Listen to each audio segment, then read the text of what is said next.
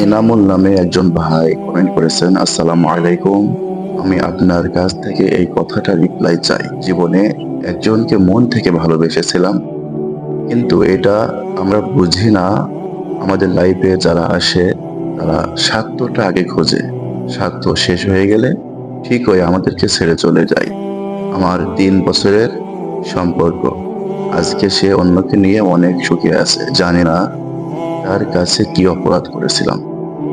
প্রিয় ইনামুল ভাই, তোমাকে বলতে চাই, মানুষ সব সময় ভাগ্যের কাছে হারে না। মানুষ কখনো কখনো তার প্রিয়জনের অবহেলা এবং বিশ্বাসের কাছেও হেরে যায়। কারণ এই পৃথিবীটা একটা মরীচিকা, একটা ছলনাময়ী জায়গা। এখানে বহু ছলনাময়ী, এখানে বহু প্রতারক সাধুর ছদ্মবেশে মানুষদেরকে প্রতারণা করে যাচ্ছে, উদ্দেশ্য শুধু স্বার্থ। এই জন্য তুমি বলেছো যে জানি না তার কাছে কি অপরাধ করেছিলাম। তোমার কোনো অপরাধ করতে হবে না। যারা ছলনাময়ী, যারা বিশ্বাসঘাতক, যারা প্রতারক, যারা বেঈমান, তাদের কাছে কখনোই কোনো অপরাধ করা লাগে না। তারা এমনিতে ঠকাবে। তাদের বৈশিষ্ট্য হলো মানুষকে ঠকানো, মানুষকে ধোঁকা দেওয়া।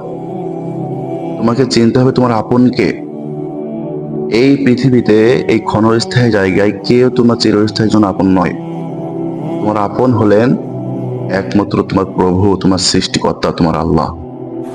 তুমি যদি তোমার আল্লাহকে আপন করে নিতে পারো, তার উপরে ডিপেন্ড করতে পারো, তোমার মনের শত আকুলতা ব্যাকুলতা যত আবেগ সব কিছু যদি তোমার আল্লাহর সাথে শেয়ার করে আল্লাহকে আপন করতে পারো, ইনশাল্লাহ আল্লাহ তোমাকে এমন জীবন সঙ্গী দান করবেন, সে তোমাকে কখনোই ঠকাবে না।